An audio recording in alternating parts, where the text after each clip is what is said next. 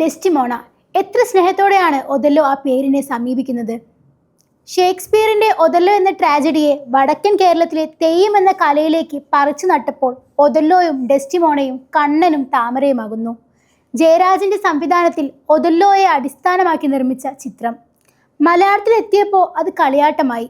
അത്രമേൽ നല്ല മനസ്സിനുടമയായ പെരുമലയന് എങ്ങനെ താൻ അത്രമേൽ സ്നേഹിച്ച താമരയെ കൊന്നുകളയാൻ പറ്റി? വഞ്ചനയുടെയും സംശയത്തിന്റെയും പ്രണയത്തിന്റെയും ഉത്തരങ്ങളുണ്ട് അതിന്. ഒരു മികച്ച തെയ്യം കലാകാരനാണ് കണ്ണൻ പെരുമലയൻ.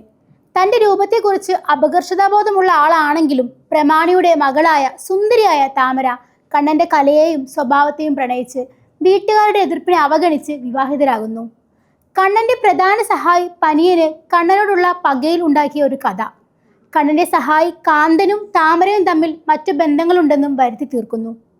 സംശയം മൂത്ത് സമനില തെറ്റിയ കണ്ണൻ തെയ്യം കെട്ടിയാടുന്ന ആ രാത്രിയിൽ താമരയെ ശ്വാസം മുട്ടിച്ച് കൊലപ്പെടുത്തുന്നു. എന്നാൽ കൊലപാതകത്തിന് ശേഷം പനിയന്റെ ചതിയെക്കുറിച്ച് അയാൾ സത്യം തിരിച്ചറിയുന്നു. പശ്ചാത്താപം സഹിക്കാനാവാതെ കണ്ണൻ കത്തിയെരിയുന്ന തീയിലേക്ക് ചാടി ആത്മഹത്യ ചെയ്യുന്നതോടെ സിനിമ അവസാനിക്കുന്നു.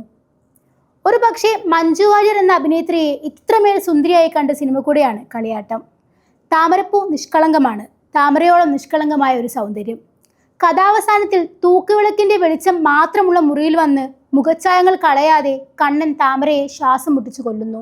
അന്നേരത്ത് താമരയോടുള്ള പ്രണയവും അതിലേറെ കനത്തിൽ താൻ ചതിക്കപ്പെട്ടെന്ന വിശ്വാസവും ആ അഭിനേതാവിൽ കാണാം.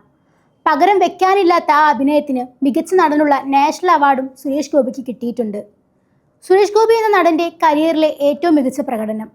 തുടക്കക്കാരന്റെ പതർച്ചയില്ലാതെ പ്രതിനായകനെ അത്രമേൽ ഭാവത്തോടെ അഭിനയിച്ചു വെച്ചിട്ടുണ്ട് ലാൽ എന്ന നടൻ. ഒഥല്ലോ പോലെ മേൽഛായങ്ങൾക്കപ്പുറം പ്രണയവും ചതിയും നീറിപ്പുകന്നതാണ് കളിയാട്ടം.